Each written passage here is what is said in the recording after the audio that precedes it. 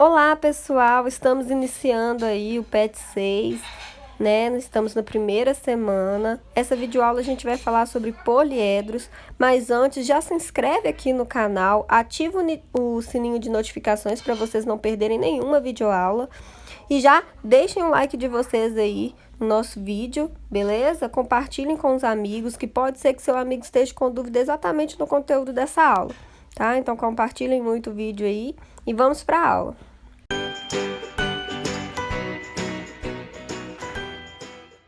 Pessoal, como eu já havia dito, a gente vai falar nessa aula sobre poliedros, que é tema aí do PET 6, tá? E nessa primeira semana, essa vai ser uma aula bem introdutória, porque o nosso objetivo agora, né, nessa primeira semana, é identificar o que é um poliedro, né? Vamos estudar alguns elementos dos poliedros e as relações que existem entre esses elementos, mas essa vai ser uma aula bem introdutória mesmo aí, que faz parte dessa primeira semana, beleza? E a primeira coisa que a gente precisa fazer é identificar o que é um poliedro, né? A gente sabe que o poliedro é um sólido geométrico, tá? E os sólidos geométricos são divididos entre os corpos redondos, né? Então, o que seria um corpo redondo? Um corpo redondo é aquele sólido geométrico, né, que possui uma superfície curva, uma superfície arredondada. Trouxe aí os exemplos do cilindro, do cone, da esfera, beleza? Porque ele tem uma superfície arredondada. E uma característica desse tipo de sólido geométrico é que quando a gente coloca ele, né, sob determinada posição num plano inclinado, ele tende a rolar. Beleza? Que é o caso aí da esfera. E estão super presentes aí no nosso dia a dia, né? Na bola de futebol, na latinha de refrigerante, o chapéuzinho no aniversário, né? Que a gente sempre usa.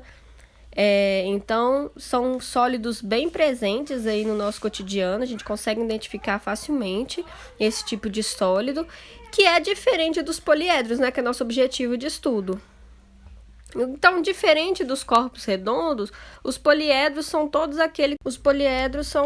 aqueles, né, formados por polígonos, né? Suas superfícies são planas e poligonais, né? Temos aí o caso da pirâmide, esses exemplos que eu coloquei para vocês. Então, também é um sólido geométrico muito fácil de identificar. E a gente consegue estudar nos poliedros, né, alguns elementos, por exemplo, as faces, né, todos os polígonos, né, que formam o poliedro, cada polígono desse é chamado de face, né, que são as superfícies aí dos poliedros. Nesse caso aí do cubo, por exemplo, a gente tem, né, que ele é formado por quadrados, né, e cada quadrado desse aí é chamado de face do cubo. Beleza? Um outro elemento também que a gente consegue identificar nos poliedros são as arestas. E o que seriam as arestas, né? As arestas são o encontro de duas faces, né? Que estão aí assinaladas de azul para vocês. Então, o encontro de duas faces seria, então, uma aresta de um poliedro. Outro elemento aí que a gente consegue identificar nos poliedros são os vértices, né? Que nada mais é do que o encontro de 3 ou mais arestas, né? São as quininhas, vamos dizer assim, tá? Então, a gente tem aí as faces, os vértices e as arestas, né? E mais pra frente, então, a gente vai ver uma relação muito conhecida e importante entre esses 3 elementos. Mas antes, vamos classificar os poliedros. Os poliedros, eles podem ser classificados como convexos. Nós podemos identificar um poliedro convexo como sendo todos aqueles poliedros, né, que o plano de cada face deixa todas as outras faces do mesmo lado do plano, como é o caso do exemplo aí que eu coloquei para vocês, tá? Você pode observar que que o plano de toda face aí deixa todas as outras do mesmo lado do plano, tá? E quando isso não acontece, a gente fala que o poliedro é não convexo, tá? Que é o caso onde pelo menos uma face, né, o plano de uma face divide o poliedro, tá? Então, quando é visualmente mais fácil de a gente identificar, né, quando um poliedro ele é convexo ou não convexo. por último, eu gostaria de falar da característica de Euler, né?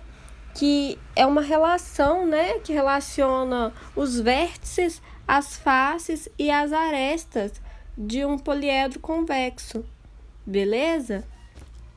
Então, a característica de Euler diz o seguinte, que o número de vértices de um poliedro menos o número de faces mais o número de arestas é igual a 2, tá?